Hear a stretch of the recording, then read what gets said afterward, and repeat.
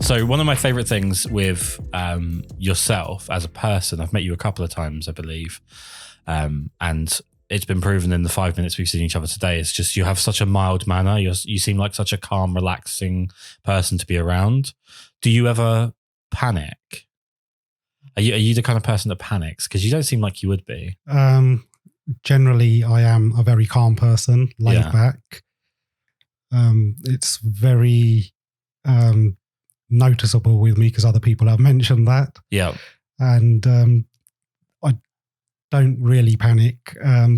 Although when it comes to photography, when I first started photographing families, I must say that made me panic. Right. How come? You never know what you're going to get coming through the door. And I have a home studio. So were you panicking before the shoot started? Like about what the situation was going to be? Or was it when you were in the situation, like actually shooting?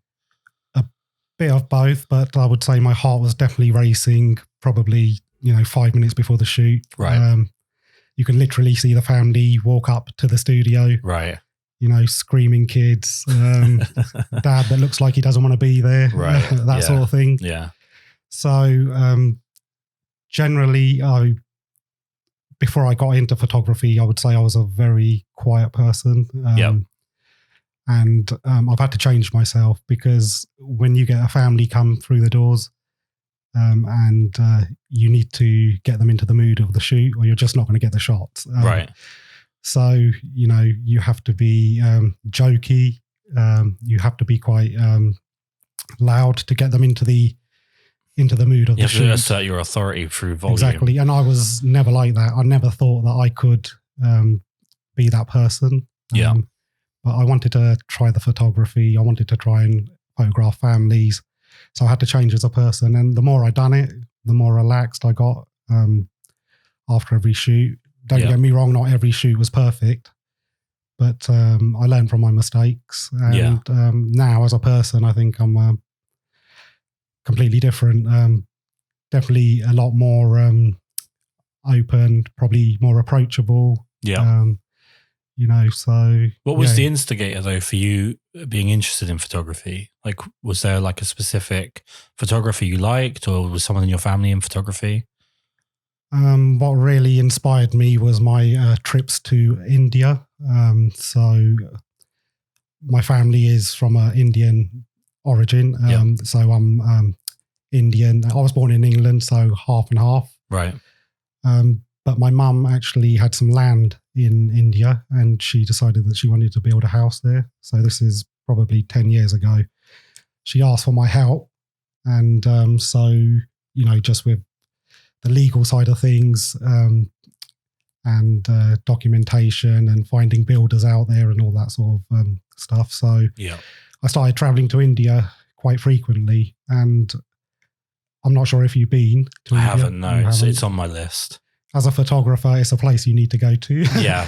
The house that we were actually building was in Goa. So Goa is more of known for its beaches, laid back vibe. Right. But I never used to fly directly into Goa. We always used to fly into Mumbai, and Mumbai is like a city. Yeah. So I always used to spend 3 or 4 days in Mumbai, and I loved it. It's as soon as you step outside the hotel, it's everywhere you look is a picture. Right. And the first time I went there to Mumbai, I actually remember sitting on the plane when on my journey home, thinking about all these things that I'd seen on the streets. And that's what inspired me to actually get into photography and buy a camera. Yeah. So on my second trip, I actually went out there with a DSLR camera. I didn't know how to use it. And I just had I think it was something like an 18 to 55 kit lens on it. Right. And I was just walking around the streets, had the camera in auto, and I was just firing away, taking snapshots here and there, and I was enjoying it.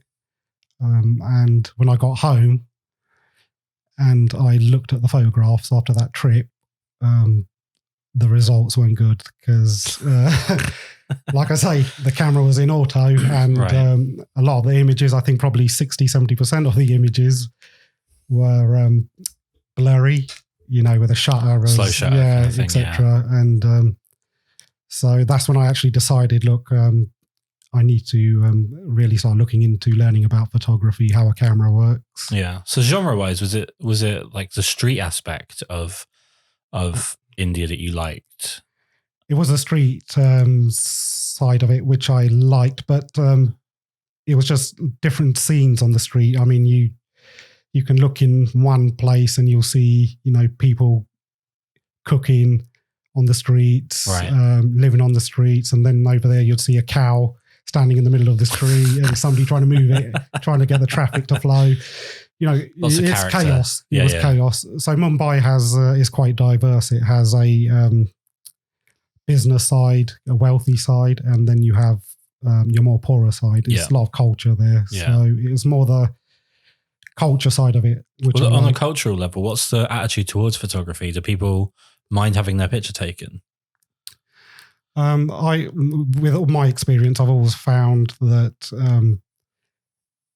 the people on the streets, it doesn't really matter where you go. I think I've been to quite a few countries and I do like shooting on the streets. Yeah. And I do find the people that haven't got the money and are more sort of carefree living on the streets, they don't mind you taking their picture. You know? And when you've got somebody who's, in a rush or under stress, normally the high-end type people, and they're not really approachable. But generally, I've always found with my experience, if you approach somebody and calmly and ask them, if they say no, that's fine. You just that's move where on. Your personality is coming in so handy, because you've got that like non-aggressive way about you that's going to be so nice. I think that's one place I would struggle, and like I'm sort of embarking on a bit of a street photography project at the moment, is that I look like every single photo fit off of Crime Watch. Okay. So when I'm going near people, I think there's a lot of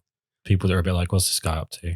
Yeah. And I've got to try and find a way to soften my look. I've even thought about like stupid stuff. Like, this is genuinely true. I was looking the other day at like reading glasses, but like really mild ones, or even clear frame glasses, just so I look a little bit more relaxed and like not so much. Like, the problem is I've got the big beard and I've got like the shaved head, and I don't know. I just think sometimes I've noticed, especially since I started shaving my head, there are places where I'll be taking pictures and I almost get people like, who's that guy? What's he up to?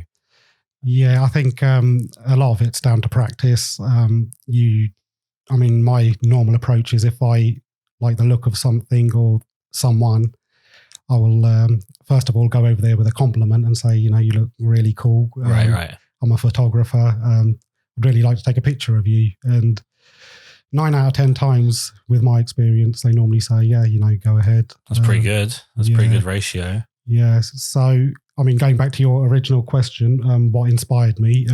So, like I say, it was going to India and those trips. But when I'd been maybe 3-4 times, I came back and I started going through all the images I had taken. I started noticing that a lot of the pictures I was taking was actually of faces. Right. And you were being drawn to the people. Yeah. I don't know what it was. Maybe it was just the people on the streets were all smiling and, easy to photograph. But there was definitely a draw towards people. And that's really what made my decision to pursue my portrait photography more. Yeah, and so you're one of the things that really stands out about your work, and I'm a big fan, is your ability to convey expression. I think a lot of people focus on either geometry, like they focus on like, is the person, without wanting to be too sort of crass, but like just quote unquote good looking. And they're not really, after that, once they've hit that hurdle, that's it. Nothing else gets tried. Your stuff feels like there's a real connection between the subject and the camera, therefore me, because I'm the one viewing the image. What's it like when you're doing a photo session? Is it do you start shooting straight away? Do you sort of have a chat beforehand? Do you have like a lot of pre-production where you're showing the mood boards or anything like that? What goes into a typical portrait shoot? My portrait shoot, well, first of all, what I'd like to say is I particularly like strong portraits, and I always have liked strong portraits. I normally like portraits where the subject is looking directly straight on, head on at the camera. Yeah. But as finding people, I do look for certain people now. Right. There's a certain style and a certain type of person which I look to photograph on my portfolio. When I first started getting into portrait photography, we all have to practice, we all have to learn. So the margins weren't as tight. Yeah. But now, as I've become more experienced, there is a certain look that I'm looking for. But so what I would generally do, if there's a model that I would like to work with, I will contact the model, and I will now basically give them a list of things that I'd like to do in the shoot. Yeah. And obviously the makeup is very important if you're working with a female. Yeah. But regards to makeup, I find simple is best with the sort of images I produce. I've learned from mistakes. And I think some models, from my experience, everybody sees themselves differently, and maybe they think they look very nice in makeup, a lot of makeup. But me personally, I prefer it when they don't, wear too much makeup. I like seeing the real person. And you do find a lot of models, they actually advertise themselves as MUAs. Right. Okay, so, I do my makeup to a very high level, and I can do my hair to a very good level. But I have had experiences where the makeup, in my thoughts, has not been done to a very good level. Right. So I would rather just say to a model, just to keep it natural, non-reflective, and simple. So. Well, something I struggled with for the longest time was the relationship when you have a photographer, model, and a makeup artist, because so many models have like a way they like to look, and that might not be appropriate for the shoot that you've got at hand. And, you can, as a photographer, you can convey to the makeup artist what you're looking for, but you get so much pushback from models, some models, not all models, obviously, but you get so much pushback because they have a way they like to look. And sometimes it's weird that you have to almost talk to a model and let them know that they're a model, and not, this isn't like, a personal session for you. Like, I've been in situations where models are getting paid, but they want to dictate the way that they will be sort of styled. And it's like, that's very narrow thinking, because you're there to convey someone else's message. Same as if I'm hired as a photographer, I might want to shoot something a different way, but I can't like step on a client and say, yeah, well, no, like we're doing it this way because that's what I like to do. It's just a very strange dynamic. I know what you mean, especially looking at your work with like the lesser makeup, like that more raw look to the people. Do you find a lot of differences when you're photographing men to women in terms of the way that you direct? Men, I mean, if you're working with women, if it's a model, obviously she's experienced. A lot of the men that I've worked with are not models. They're people that I've seen on the street or, I've met, and I've just said to them, look, you got a cool look about you. Do you mind coming to my studio? I'd really like to take a portrait of you. So they don't really know what to expect. You can just tell them to, wear the clothes that you want them to wear, and maybe make a few adjustments to their hair. But generally with men, they don't wear makeup and stuff like that. So there's not a lot that I do really tell them. If I just like the look of somebody, I will go with that. And it's always just been fine adjustments. Not, anything too involved. When you're approaching someone that you see someone on, you're out and about and you see someone that you'd like to photograph. So you go over, you compliment them, and then you say, I'd love to do like a photo session with you. Is that your approach? Or do you direct them to like your work and then sort of go from there? If I meet somebody, say, if I walk past somebody on the street and I want to do a studio portrait, I will not say it's a session for a start. I normally just say, I'd just like to take an image of you. You know, it's going to take 10 minutes. Yeah. I'll have everything set up.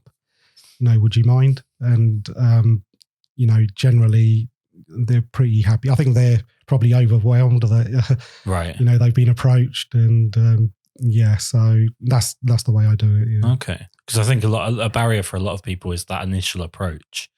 Like to go up to someone when you're a photographer. I think a lot of photographers kind of come in as a bit of an introvert, and then to have to approach someone and be like, I want to take your picture, can be a bit of a scary sort of side of things for people.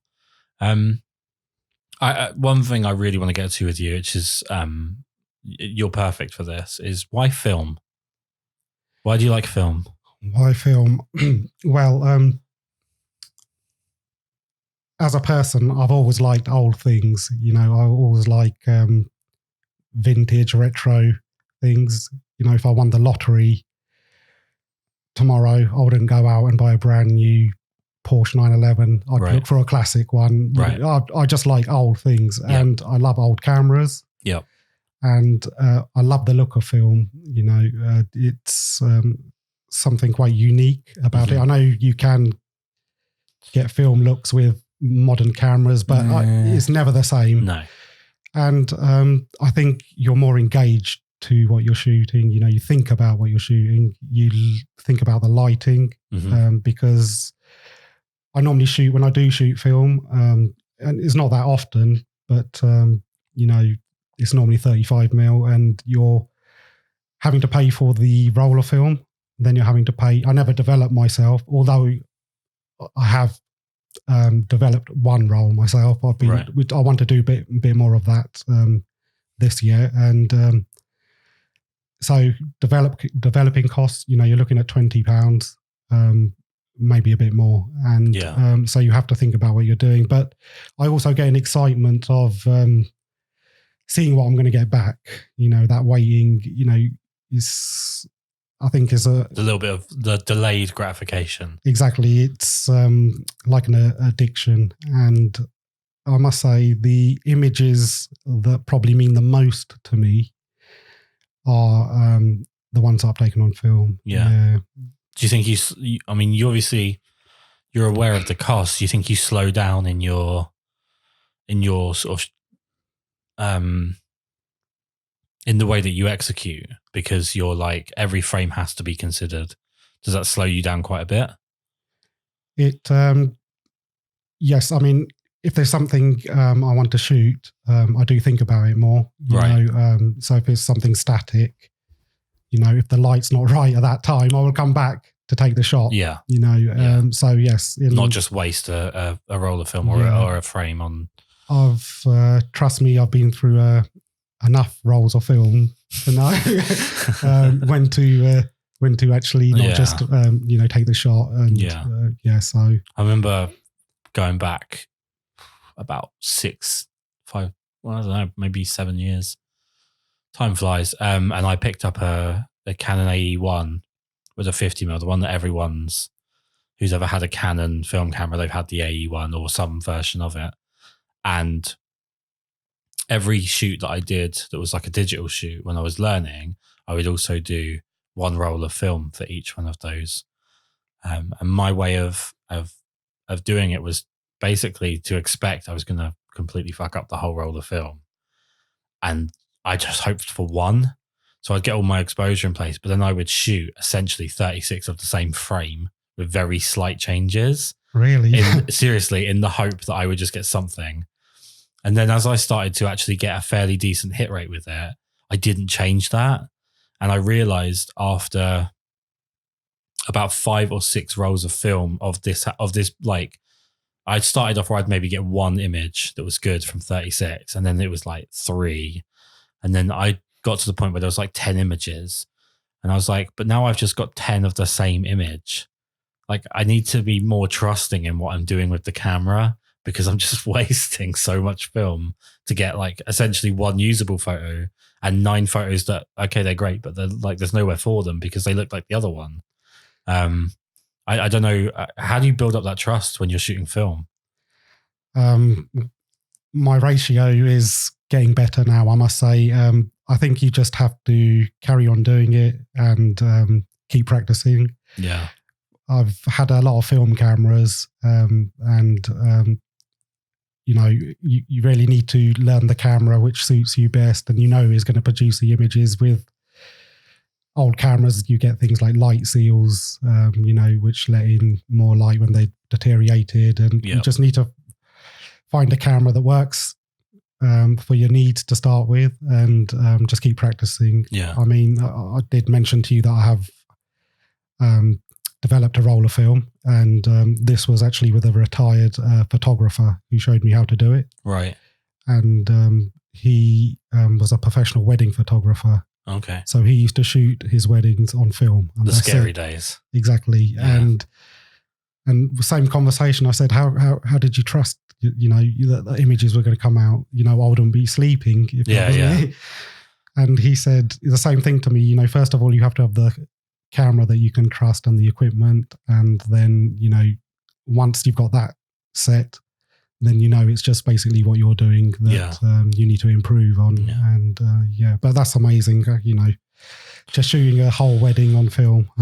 Yeah. I've there's a lot of wedding photographers that I've followed over the years that have shot on film, and I love their work. I mean, I just can't imagine putting myself through that stress. I would be like, there would need to be a darkroom next to the ceremony so I could just be handing rolls of film off to be 100% sure that stuff's coming out. I would be terrified. I could not imagine. I especially couldn't imagine manual focus film shooting a wedding. That's terrifying. That's a terrifying thought. And I think that probably exposes my complete lack of skill. When it comes to film cameras, what are your sort of favorites? I do like the Canon AE one. Okay. So I've got a bit of an addiction with cameras, old cameras. Yeah. So I've actually went through a stage of going to charity shops and, you know, like retro sort of markets. Yeah. And I would buy cameras, film 35mm cameras, and I would take them home. If they weren't working, see if I could just fix them, you know, maybe clean them up, etc., do the light seals on them. Yeah. And then I'd go out and shoot a roll of film. And I've never really stuck with one particular camera for my film work. Yeah. And the Canon AE1 actually is one of my favorite cameras that I've used. Have you ever dived into like medium format film? No, I haven't. I must say I have thought about it. Yeah. But again, it's I know the medium format camera is a lot more expensive to buy. Yeah, I had for a short while I was loaned a Hasselblad 500C, and it's just the most incredible experience. Like the sound of the shutter is insane, and the view through the like the look down viewfinder and everything is amazing. And the first roll of film I shot through that, I was so excited, and I get in, shot an actor's headshots out in a park, sunny day, really really nice setup. Got some really nice digital stuff, and I was like, I'm going to try it. I'm loving everything about this. So we get out, we shoot the whole way through, get back in, he leaves, and then I'm like, oh fuck, that was ISO 400. Oh no! And I've shot it as if it's 100. And I was just so irritated with myself. Like I was so caught up in the use of the camera that I wasn't actually checking anything that I was doing. Something I'd love to do more of. Like I mean, I really like the EOS 3 for, it has the best sounding shutter in the world.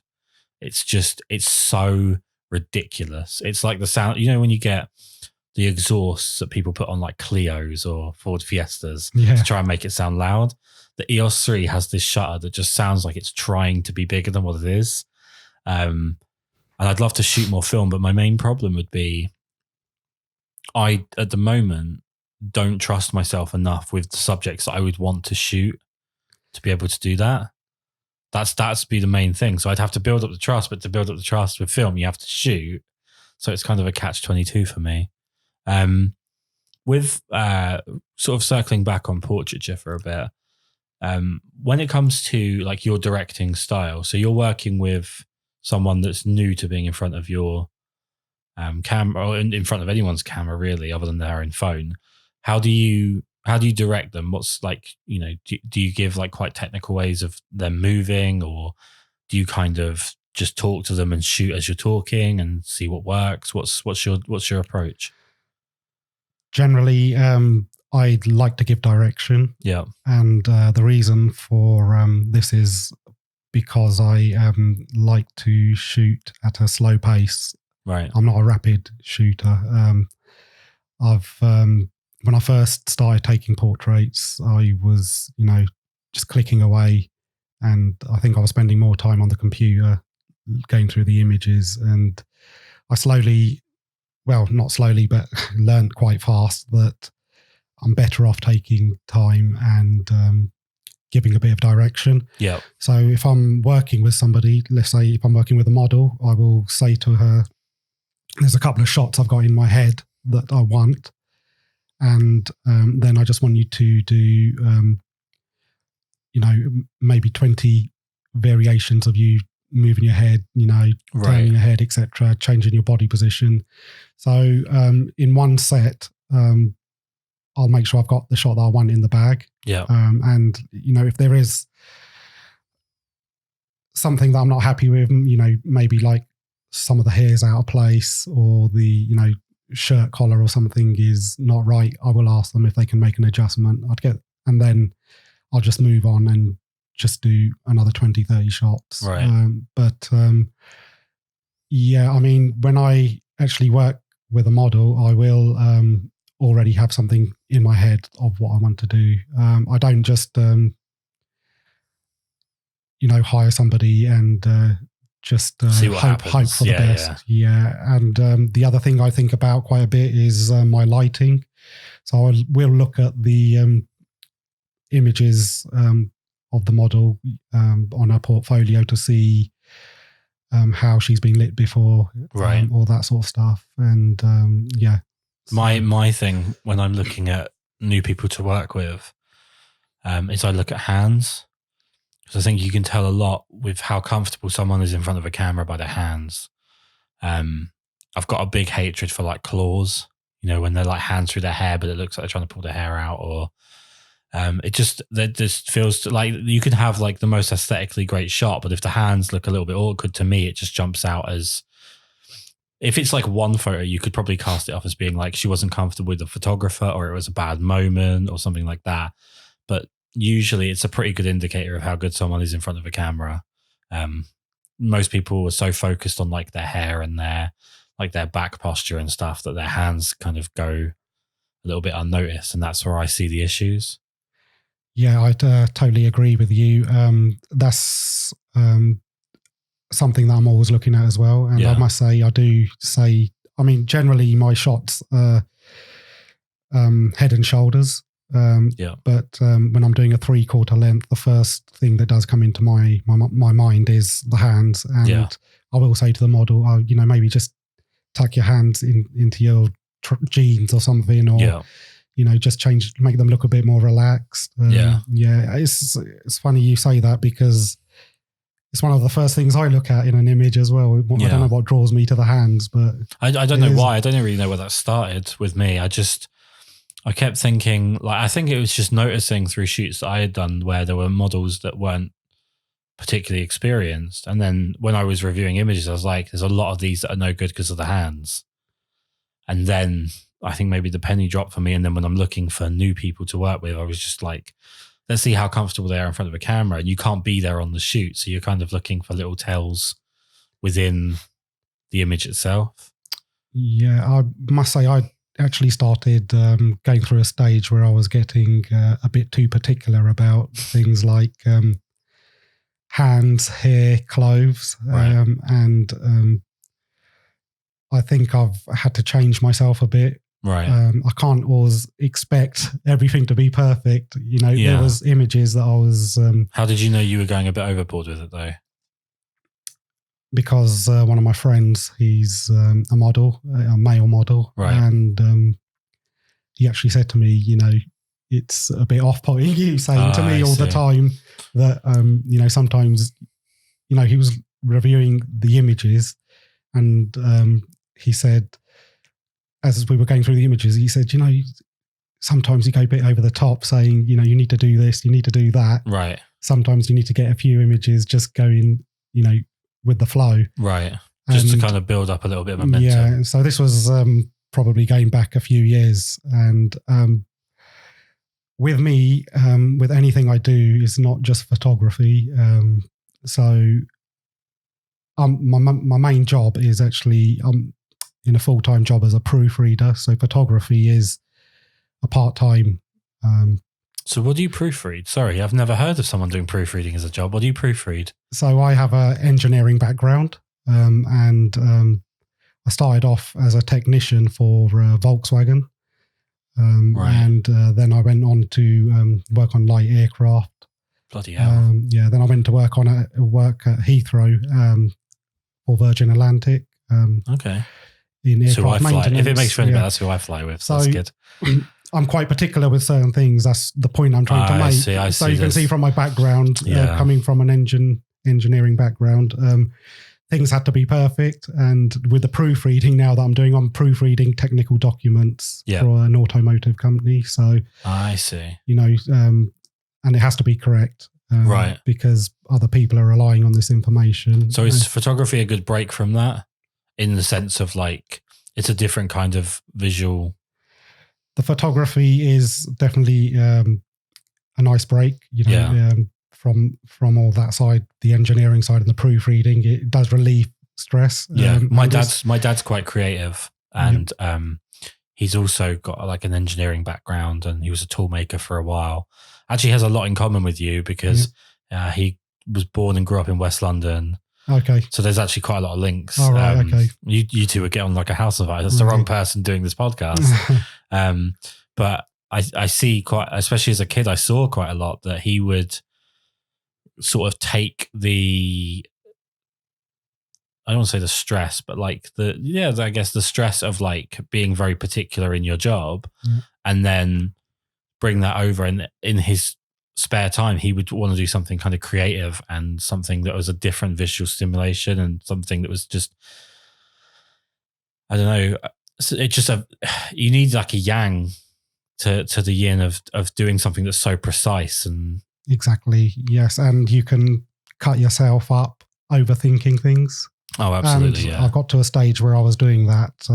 And I had to change myself and, now I'm a lot more relaxed, but, coming back to the original conversation, I think that's basically why I was like that. My upbringing through my work history has been, that's got to be correct. It's got to be done properly. Right. And I carried that over to my photography.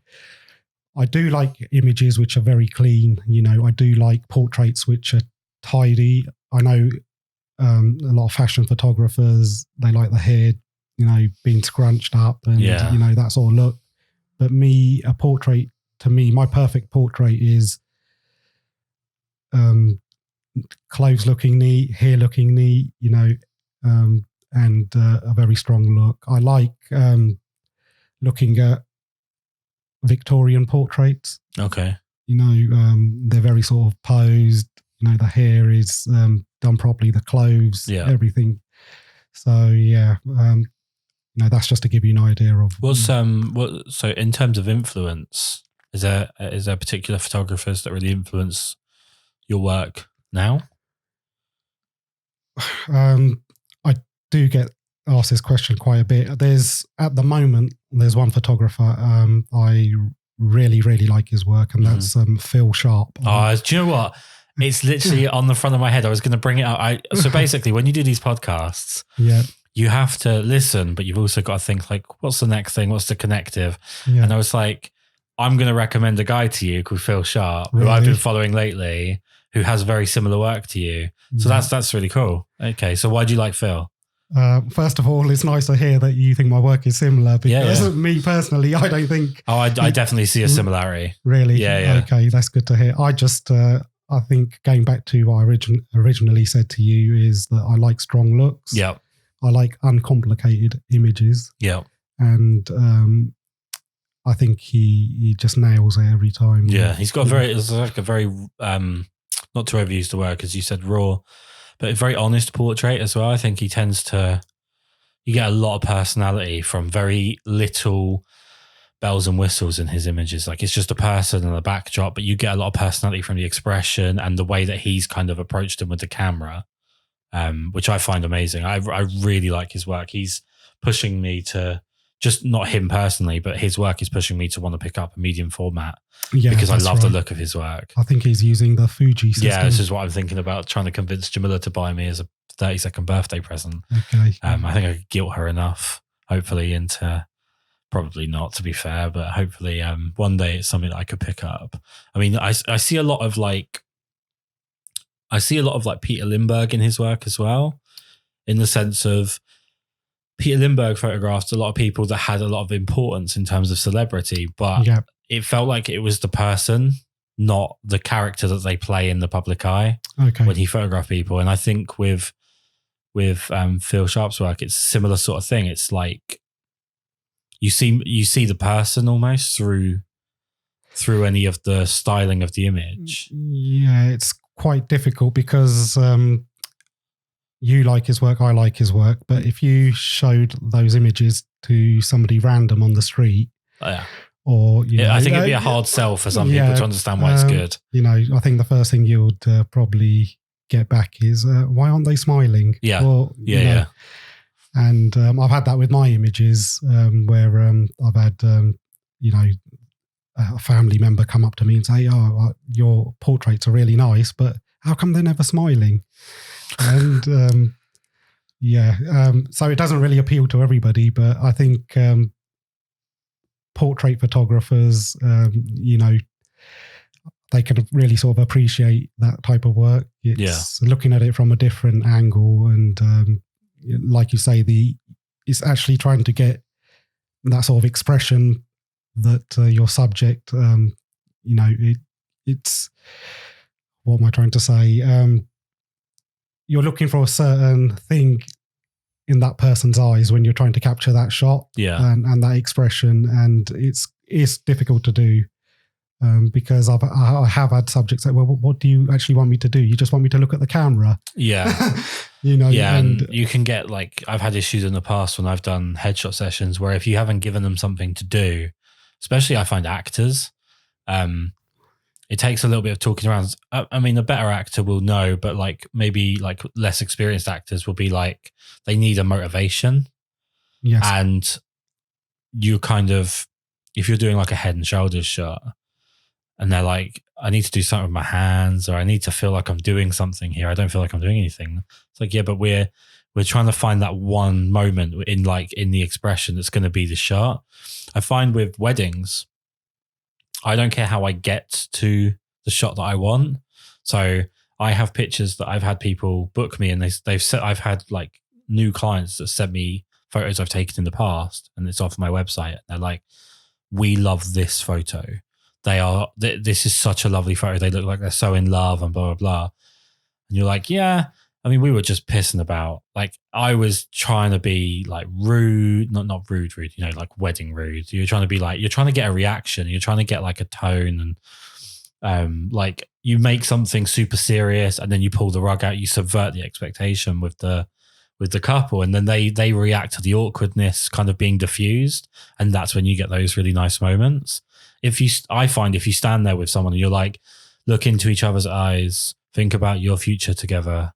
Like they're, especially like English people, they're so cynical that they'll just be like, why? Yeah.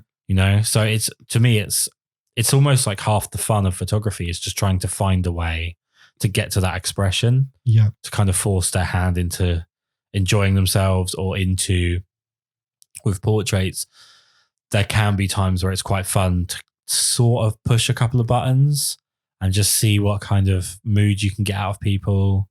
Especially like I find it's quite fun these days with everything being political. It's always fun to just randomly throw something political in as you're taking a picture, and just see what you kind of get back. I have to ask, it feels like it's a wasted question because you've got such a cool body of work, and I'm not a big fan of like talking gear generally. But what are you using camera wise for like digital stuff? Okay.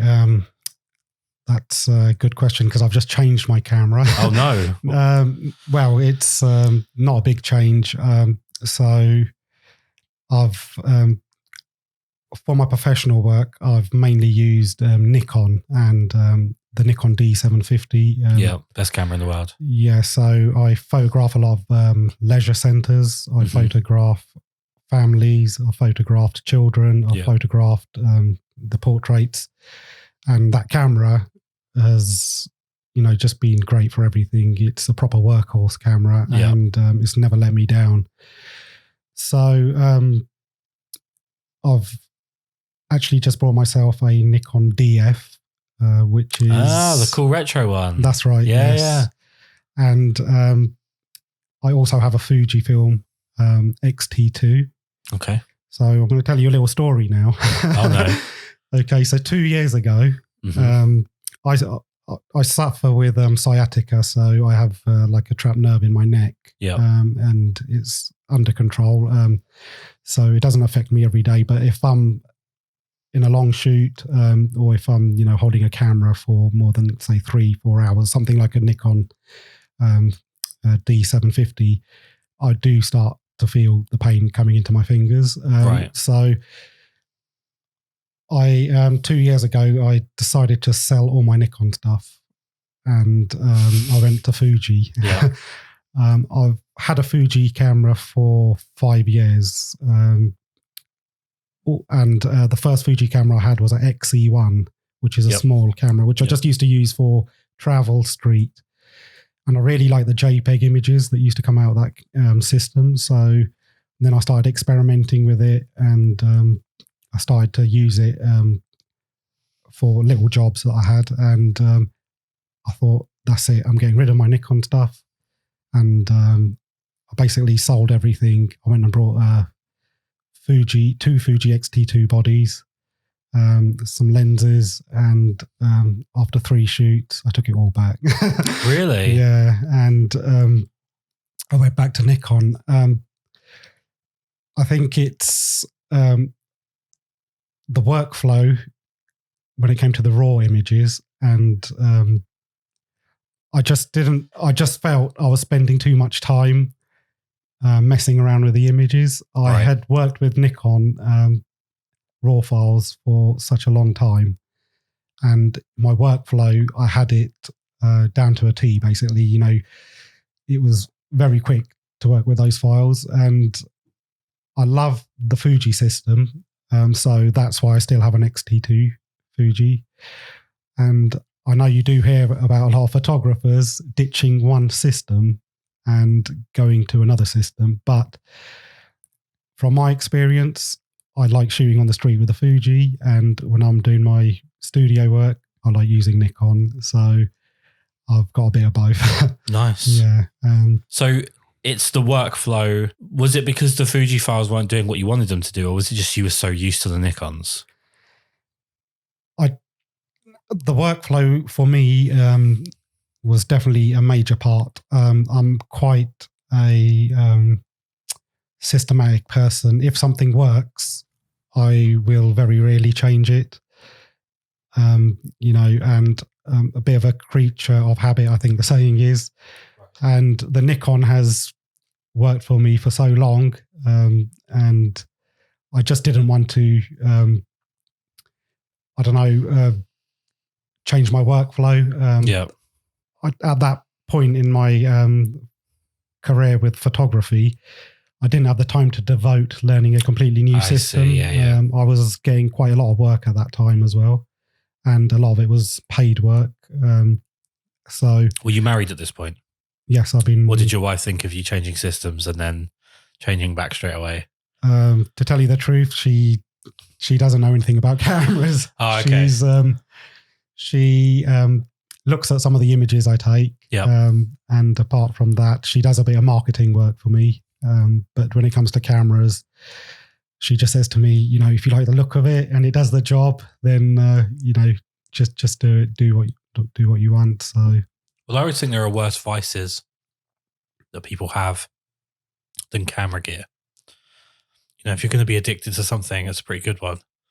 With your portraiture, where do you see yourself going with it? What's the next 5 years like? Okay, so I went through a stage and I got into a habit of looking at other people's work, and I started to change myself to make my work look like theirs. Because I